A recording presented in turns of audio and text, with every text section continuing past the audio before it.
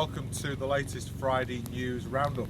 I've started outside in the rain to talk about social distancing in the community. Staff are noticing that some students are not keeping their social distance when they're out and around, linking arms, walking closely together. It's really important that we observe it in the community because the measures we're putting in place in school to get you back in are going to be undermined if we then don't practice that outside of school. So that's the first thing. Whilst it's raining, if I just walk you this way, what we're looking for is an appeal here for old school uniform. So if you've got some uniform that your child has grown out of, blazer, shirts, trousers and even shoes, we'd really appreciate those items. So if you could get those items washed, not the shoes of course, pop them in a bag, and then when you go on your own social distance walk, if you could just drop them off either outside reception or just inside the doorway there, we'll pick them up and we can make use of that going forwards into next year. So we're coming out of the rain, it's nice and dry in here. So year 11, we've not forgotten you. There's a letter going out to you individually in the post, so watch out for that next week.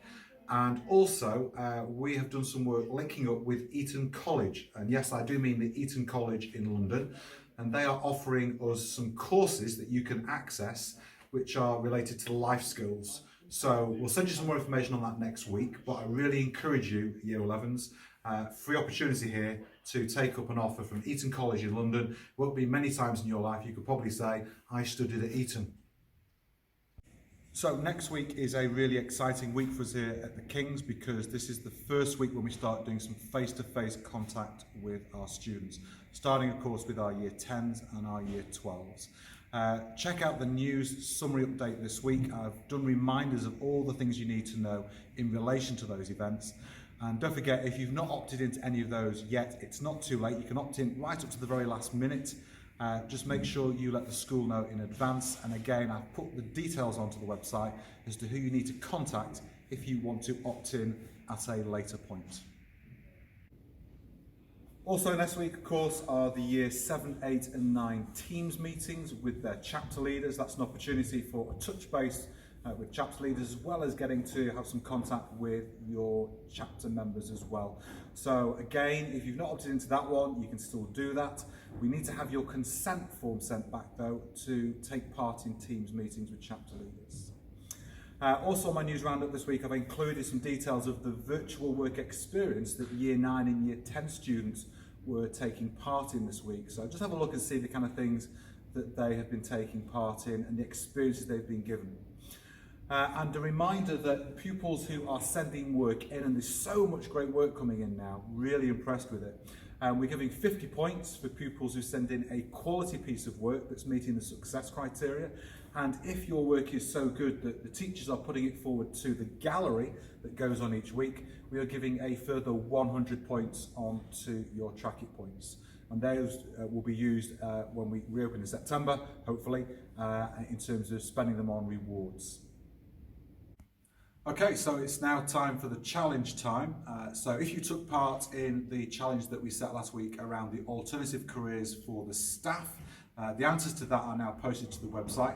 Thanks to Tom Bostock, you made us smile with your suggestions for alternative careers.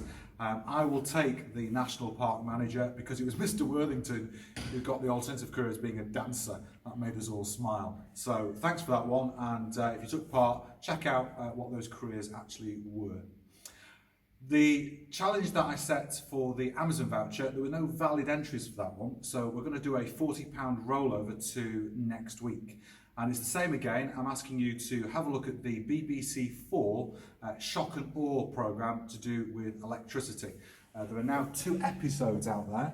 You can do either of those 2 episodes. I'm looking for a summary of the key information and what you've learnt having watched that documentary. A word of warning, the governors are the people who make the judgment on the winning entry, and they do check for plagiarism. So if you are, for example, cutting and pasting from Wikipedia, they'll spot it. So make sure it's your own work and it's of quality. My second additional challenge this week is back to matchsticks. So quite a few people like the first one, so here's another matchstick problem for you. So if you look down here, this time you have 24 matchsticks, and with 24 matchsticks, first puzzle is, can you make 4 squares out of 24 matchsticks? Now you have to use them all. You can't just take 4 off and make 4 squares. And then there's a second level, which is, can you make 5 squares? Can you make 6? Can you make 7? So there are separate puzzles there. As you succeed with each one, take me a photo, post it through to Challenges at the Kings, and I'll see whether anybody's managed to succeed with that particular puzzle next week. Again, I'll share responses to you. Now finally, you see myself sitting here in front of our Pride of the Kings wall, and I am so impressed with the amount of work coming in and the quality. This week our gallery has around about 70 slides, and I do hope you will take the time to look at the time and effort pupils are putting into producing really quality work.